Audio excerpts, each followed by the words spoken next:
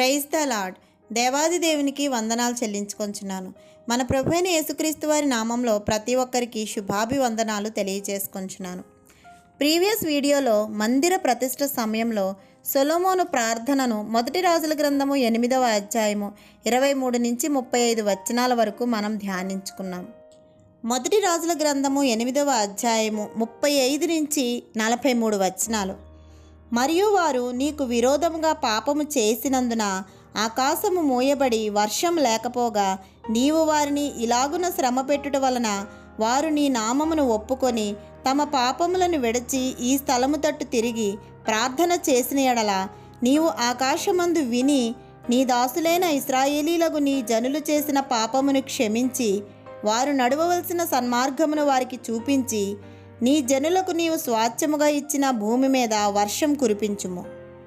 దేశమందు క్షామము కానీ, తెగులు కానీ, గాడుపు దెబ్బ కానీ, చిత్తపట్టుట కానీ, మిడతలు కానీ, చీడపురుగు కానీ కలిగినను, వారి శత్రువులు వారి దేశపు పట్టణముల్లో వారిని ముట్టడి వేసినను, ఏ తెగులు కానీ వ్యాధి కానీ కలిగినను, ఇశ్రాయేలీలకు నీ జనులలో ప్రతి మనిషి తన మనోవ్యాధిని తెలుసుకొనును కదా.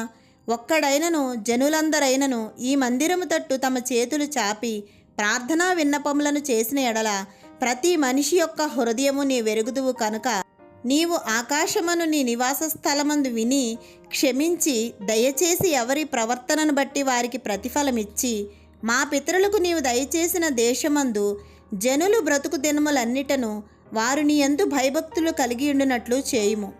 నరపుత్రులందరి హృదయములను నీవు మాత్రమే తెలుసుకొని ఉన్నావు.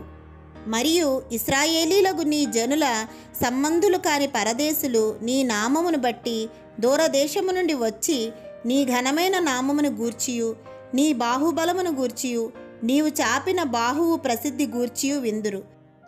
వారు వచ్చి ఈ మందిరము తట్టు తిరిగి ప్రార్థన చేసిన ఎడల ఆకాశమును నీ నివాస స్థలమందు నీవు విని పరదేశులు నిన్ను వేడుకొని దాని ప్రకారము సమస్తమును అనుగ్రహించుము. అప్పుడు లోకములోని జనులందరూ నీ నామమును ఎరిగి ఇశ్రాయేలీలకు నీ జనుల వలనే నీ యందు భయభక్తులు కలిగి నేను కట్టించిన ఈ మందిరమునకు నీ పేరు పెట్టబడిందని తెలుసుకొందురు. సొలొమోను తన ప్రార్థనలో దేవుని ప్రజలను క్షమించి సన్మార్గమును చూపించమని ప్రార్థిస్తున్నాడు. సన్మార్గము చూపించేది నేర్పించేది దేవుడే అని మనం గ్రహించాలి. 27వ కీర్తన 11వ వచనంలో యెహోవా నీ మార్గమును నాకు బోధింపుము, నా కొరకు పొంచిన్న వారిని చూచి సరళమైన మార్గమున నన్ను నడిపింపుము అని వ్రాయపడి ఉన్నది. ఇట్టి ప్రార్థన ఎంతో యోగ్యమైనది.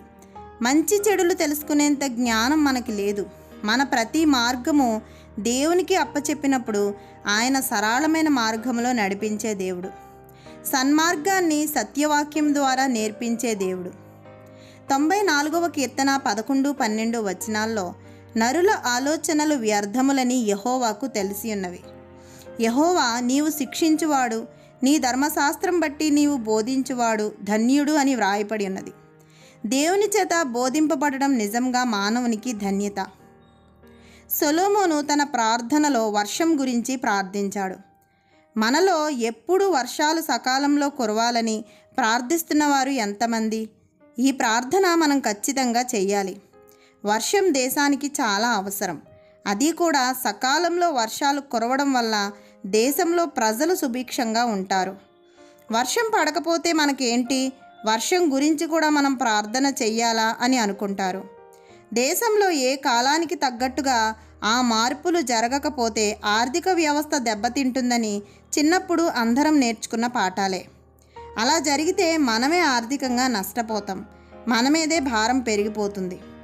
యోబు గ్రంథము 5వ అధ్యాయము 10వ వచనంలో ఆయన భూమి మీద వర్షం కురిపించువాడు, పొలముల మీద నీళ్లు ప్రవహింప చేయువాడు అని వ్రాయపడి ఉన్నది.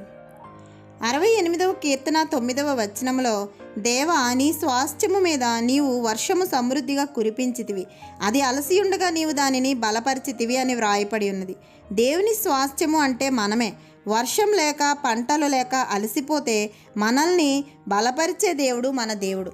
అపోస్తల కార్యములు 14వ అధ్యాయము 17వ వచనంలో, అయినను ఆకాశము నుండి వర్షమును ఫలవంతమైన ఋతువులను దయచేయుచు ఆహారము అనుగ్రహించుచు ఉల్లాసముతో మీ హృదయములను నింపుచు మేలు చేయుట చేత తన్ను గూర్చి సాక్ష్యం లేకుండా చేయలేదని బిగ్గరగా చెప్పిరి అని వ్రాయపడి ఉన్నది. పౌలు భక్తుడు చెప్పిన మాటలు ఒకటి గమనించండి. ఉల్లాసముతో మీ హృదయములను నింపుచు అన్నాడు. ఉల్లాసముతో, సంతోషముతో మన హృదయాలు నిండాలంటే ముందుగా కావాల్సింది కడుపు నిండా ఆహారం, కంటి నిండా నిద్ర. ప్రకృతి వైపరీత్యాల వల్ల దేశాల్లో కరువు, క్షామం కలుగుతుంది. కానీ దేవుడు ఏ సమయానికి ఏది కావాలో ఋతువులను దయచేయుచున్నాడంట. ఎంత గొప్ప దేవుడు! కాలములను, సమయములను ఆయన ఆధీన స్వాధీనములో ఉంచుకుంటాడు. ఋతువులు ఆయన ఆజ్ఞకు లోబడతాయి. ప్రకృతి అంతటిని దేవుడు తన స్వాధీనంలో ఉంచుకొని మానవులకు కావలసిన విధానంలో, మానవులకి కావలసిన సమయంలో ప్రతి దాన్ని అనుగ్రహించే దేవుడు మన దేవుడు. మన హృదయానికి అవసరమైనది, జీవించడానికి అవసరమైనవి, వ్యక్తిగత అవసరాలను ప్రతి దాన్ని తీర్చే దేవుడు మన దేవుడు. సొలొమోను తన ప్రార్థనలో ఒక వ్యాధి గురించి మనవి చేస్తున్నాడు. ఆ వ్యాధి పేరు మనోవ్యాధి. పెద్దలు అంటారు కదా, మనోవ్యాధికి మందే లేదు అని. ఈ వ్యాధికి ట్రీట్మెంట్ లేదు. ఇలాంటి వ్యాధి రావడానికి కారణం ఏంటి?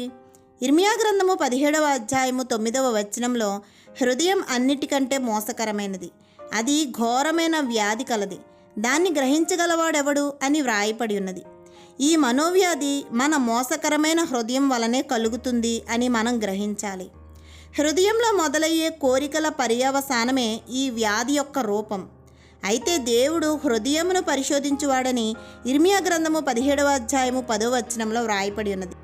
అందుకే సొలొమోను ఇట్టి మనోవ్యాధి కలవారు దేవుని తట్టు తిరిగి ప్రార్థన చేసినప్పుడు వారిని క్షమించి ప్రతిఫలం ఇవ్వమని ప్రార్థిస్తున్నాడు. దేవుని ప్రజలు భయభక్తులు కలిగి జీవించాలని ప్రార్థిస్తున్నాడు. భయభక్తులంటే దేవుని పట్ల గౌరవ భావం, నమ్మకం, విధేయత చూపడమే. సామెతలు 1వ అధ్యాయము 7వ వచనంలో, యెహోవా యందు భయభక్తులు కలిగి ఉండుట తెలివికి మూలము అని వ్రాయపడి ఉన్నది. సొలొమోను ఇక్కడ ఒక గొప్ప ప్రతిపాదన చేశాడు. దేవుడు తన ప్రజలైన ఇశ్రాయేలీలనే కాదు, తన ప్రజలు కాని వారిని, అన్యజనులను కూడా వారు ప్రార్థన చేసినప్పుడు వారి మనవి ఆలకించమంటున్నాడు. దేవుడు యావత్తు ప్రపంచానికి ఏకైక దేవుడని సొలొమోను స్పష్టం చేస్తున్నాడు. యెషయా గ్రంథము 44వ అధ్యాయము 6వ వచనంలో, నేను మొదటివాడను కడపటివాడను, నేను తప్ప ఏ దేవుడునూ లేడు అని వ్రాయపడి ఉన్నది. ఇది సత్యం. ఈ సత్యం తెలియక అనేక ఆత్మలు నశించిపోతున్నాయి. ప్రతి ఒక్కరూ సత్యం వైపు తిరుగులాగున మనందరము ప్రార్థన చెయ్యాలి. మన ప్రభువైన యేసుక్రీస్తు వారి కృప మనందరి జీవితాల్లో సమృద్ధిగా ఉండాలని ప్రార్థిస్తూ ఆమెన్. మీ అనుదిన ప్రార్థనల్లో నన్ను, నా కుటుంబాన్ని జ్ఞాపకం చేసుకోవాల్సిందిగా మనవి చేస్తున్నాను. దేవుని మాటలు మీకు నచ్చితే లైక్ చేయండి, సబ్స్క్రైబ్ చేయండి. దేవుని మాటలను అనేకులకు షేర్ చేయండి. ఇంకా పరిశుద్ధ గ్రంథంలోని భక్తులు చేసిన ప్రార్థనలను, విజ్ఞాపనలను మనం ధ్యానం చేసుకోవడానికి కావలసిన దేవుని కృప నడిపింపుల కొరకు మనందరము ప్రార్థిద్దాం. ఆమెన్.